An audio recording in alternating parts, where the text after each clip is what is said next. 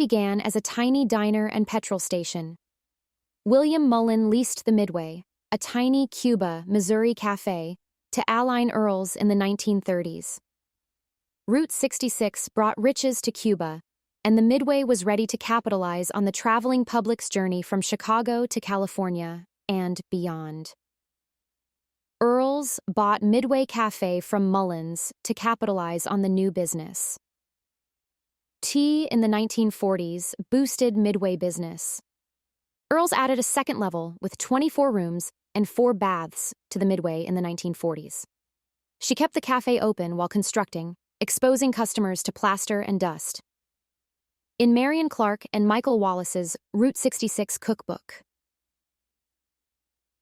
"Comfort from the Mother Road," Earls recalled, "When I decided to add the second floor for sleeping rooms, things were really a mess." She adds, "We swung beams over folks' heads and moved tables from one side to the next to accommodate folks, but I never closed." Customers entered through the front windows for months. Fort Wood soldiers and their spouses occupied the new rooms. Salesmen stopped at the Midway on their national tours. The Midway became a bus stop, and Earls now employs 36 people. The restaurant remained open 24/7 under Mrs. Earls's ownership for 38 years. As she never closed the cafe doors, she had no key to offer the new owners in 1972.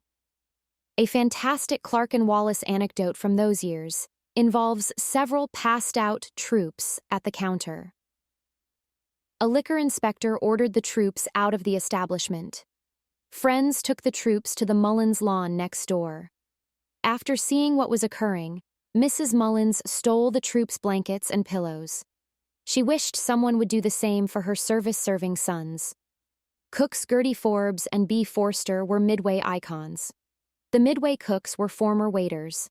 They were Midway legends and 2 of many personnel that served the public.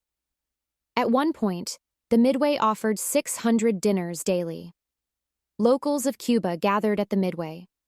First jobs, special occasions, after-school hangouts, family meals, meetings, and more took place there. Midway breakups and makeups. Kids danced to jukebox music. Teens visited after football games. The Midway was significant to generations of Cubans. Dan Harris bought the Midway from Mrs. Earls in 1972 and sold it to Junior Beers. Blues star Noel Picard and wife Vivienne acquired the Midway in 1976. To make the Midway successful, the Picards and their children Dan and Annie toiled. Noel Picard's Midway hosted wild game meals for the St. Louis Blues. SLU football players Jim Hart, Dan Deerduff, and Jackie Smith visited the Midway. The family-owned restaurant was popular with locals, and the Midway was still a meeting center even if the upper rooms were empty. The New Year's festivities were legendary. The Midway started to collapse when the Picards sold it. The restaurant industry closed, and small companies moved in. After years of neglect, the Midway is low. Truckloads of rubble were removed when the building was sold. The fire crew started simulating firefighting by dragging hoses through the structure and ascending ladders to the second-story windows. It is reported the new owners will demolish the structure. Walking through the building reveals terrible neglect. A building once full of life and joy is now empty. Photos show it best.